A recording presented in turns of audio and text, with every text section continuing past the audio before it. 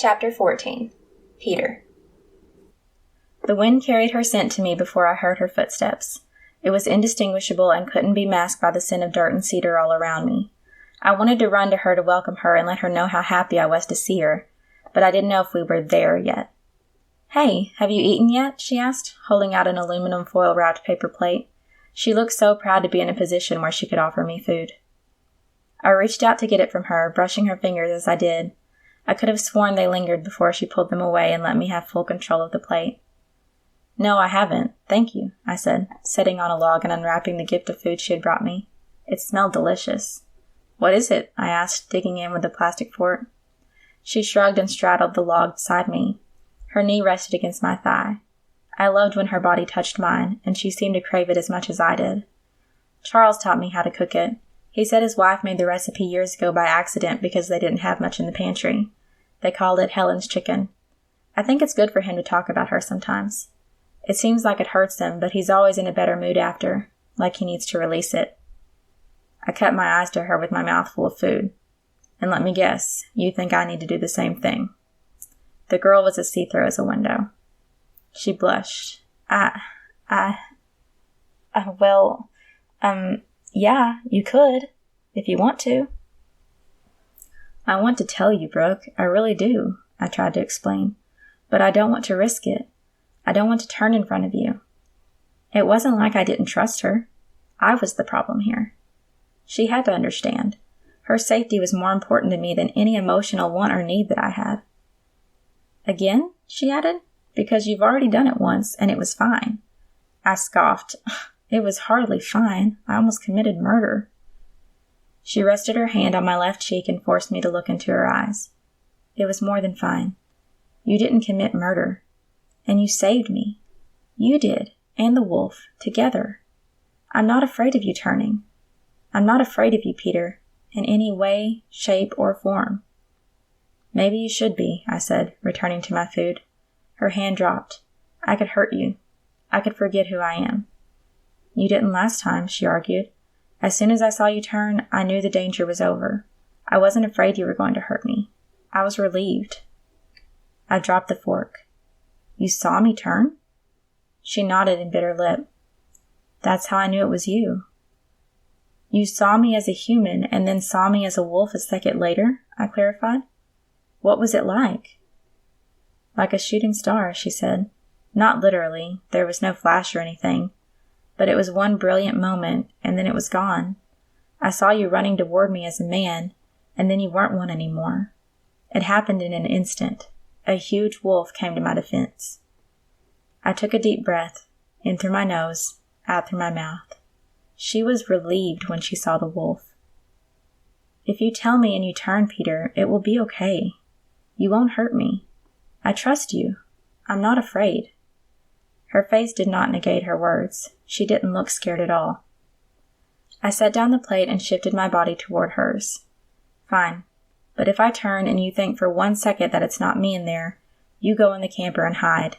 Do not try to make me remember. Save yourself. You have to promise to take care of yourself if I can't take care of you." She nodded and took my hand. I loved how familiar her hand felt in mine. It gave me strength. "I don't remember much about my life before I started turning," I admitted. "I was only 8. I was in 3rd grade. I had friends, but I was an only child. I wanted my parents to have another baby so badly, and they did too, but they couldn't. They had given up trying by the time I felt like I was going to be sick. My body started shaking uncontrollably, itching to turn. I don't remember much about that night either, only the flames. I don't remember attacking them or anything happening directly after. The wolf took over for so many years, and now they're lost. Years of my life are gone. The wolf stole my family, my childhood, my innocence." I couldn't speak as my teeth clenched violently. My back arched and I squirmed to avoid the pain. Each joint in my body screamed in pain as the shift began. "Tell me about Charles," she said, leaning closer when she should have been leaning away. "Tell me about something good." "He helped me as I grew up," I said, opening my eyes to see how close she really was. I hadn't realized I had closed them. "He let me stay here. He gave me a sense of safety. He's a kind man, she said, smiling at me. I breathed deeply, returning to myself. Why didn't you move in with him? He seemed old to me then, I explained. Fragile.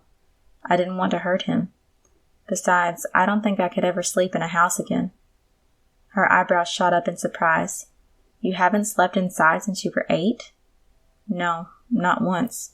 The closest I've gotten is the camper, I said, nodding to my home behind us. Her eyes were sad, but her mouth smiled. Guess what, Peter? You talked about it, and you didn't change. I looked down at my calm body and felt my normal heartbeat. It seemed like it was hurting you, she said, just now, when you were trying not to turn. It was hurting, I said, and my voice conveyed my surprise. It was so odd that it didn't hurt last time. I guess it's because that time was different. Different? Why? Because you were running? She asked. No, because I wanted to change, I explained. I was running at full speed, willing myself to turn so I could get to you faster.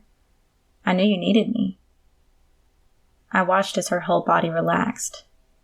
You changed on purpose for the first time? For me? Anticipating that it would hurt? Or that someone could see you? Or that you might lose yourself and not know when the real you would come back? Of course, Brooke, I stated. None of those things even compared to the thought I might not get to her in time. Because someone was in danger, or because it was me? Brooke asked with a timid voice, even though her eyes glowed like she already knew the answer. I chuckled. Because it was you.